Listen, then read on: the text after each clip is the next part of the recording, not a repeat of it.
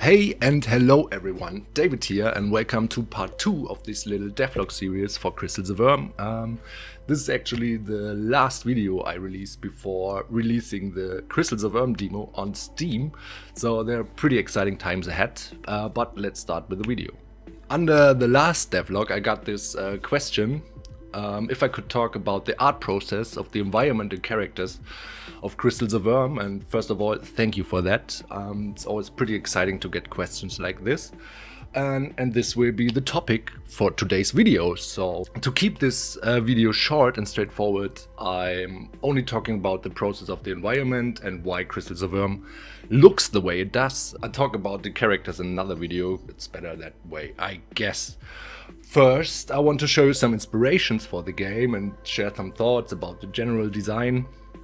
After this, we go on with some more technical details on how I set up the environment in Crystals of Irm and the engine, how I modeled things and stuff like that. But now let's dive right into it. So first things first, what inspired me to create the style of Crystals of Irm? In general, it's the early 3D style from the 90s and the early 2000s. To name some games, we have Might and Magic series, especially parts 6, 7 and 8. Of course, the Elder Scrolls series, Daggerfall and stuff, but Oblivion and so on, you know them. And of course, the mighty Ultima series. I'm especially looking at you, Ultima 9. I guess this is a good point to talk about my perception of video games in general. One scene that still sticks in my mind is how I spent hours in Ultima 9's main city, Britannia, baking bread, simply reenacting the life of a commoner, role-playing my way through the everyday life of the city with my own house and so on, going on adventures from time to time, filling my home with loot. And you guessed it, it had nothing to do with what the game actually wants from me. But I made it my playground. You get the idea.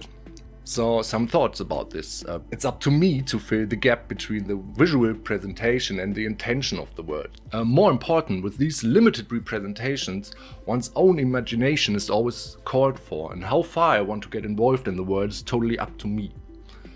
And the fact that these older video games are capable of making me think like this is something that makes them so special to me, even today. And this is actually why I decided to design Crystals of Irm in this direction. And that gave me the idea to limit as much as possible in this game. So limitations became the main pillar for the design and the whole process of making this game. How much can I achieve with little? Or to keep it more simple, less is more. Keep it simple, idiot, however you want to call it.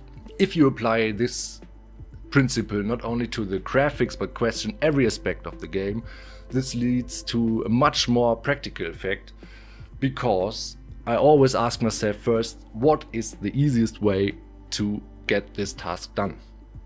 For example, how can I build all assets for the game quickly and easily and change them if necessary, without any overload in work, you know?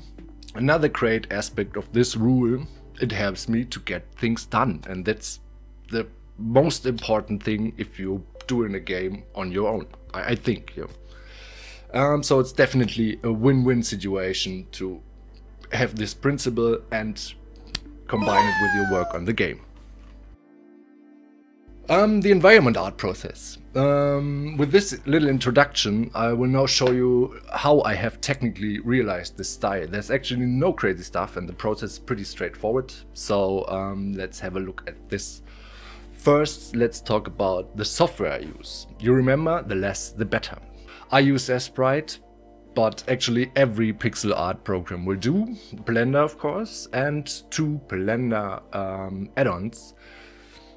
And that's actually my whole art pipeline, if you want to call it art pipeline or whatever. Fun fact, most of the assets in Crystals of Irm share one big texture, and actually this may not be the best way, but it works fine for me. And to change something, I just have to edit this one texture or open this one texture and change something on it, save it, zap, I'm done. The next tool, or one of the One of the most important add-ons in this whole process is Artstyle. The link is in the description. Which helps me to paint single faces in Blender with a texture from a tile I made in Sprite, which comes very handy and is super easy to set up. And there's also a limit on colors I used in the game. So there's the limitation thing again.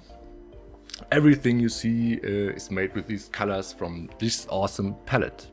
So let's talk about the modeling process. To keep the flexibility, I designed a simple 3D tile set.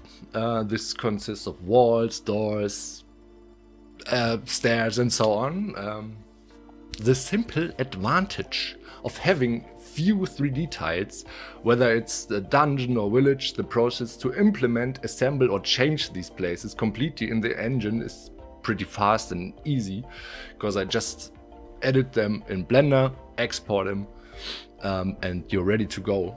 If a wall doesn't fit, I can either change the texture, edit the model quickly in Blender, change, export, override, done. All prefabs in Unity are up to date and the scene looks the way I want it.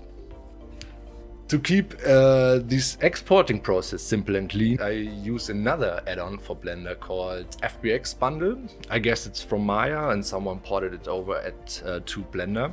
Thank you for that. Same like with the master texture, I keep all my models in one large Blender file. The collection feature of Blender comes very handy, keeping an overview of your different parts and where you need them. One thing, you have to pay attention to the naming of the individual parts, so no parts get overwritten in the process. Oh, you can see it here. It's just selecting them, naming them, and press the export button. Simplicity and limitations are the most important things for me when it comes to making Crystals of Irm.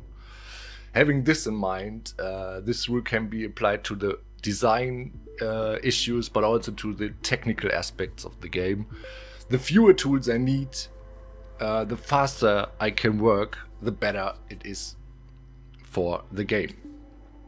I hope you enjoyed this little video, and I've definitely had fun making these and thinking about these things. If you have any questions, please let me know in the comments. Join our my Discord, follow me on Twitter, whatever. All the links are in the description. But most important, and that's really important for me, play the demo at Steam. It's coming next week. Will be available over the Steam Next festival in February, and tell me what you think about the game. It's a perfect time to make feedback, to give feedback on this game, and with your help this game will only be better, and thank you. And with that, take care until the next video. Have fun. Bye bye.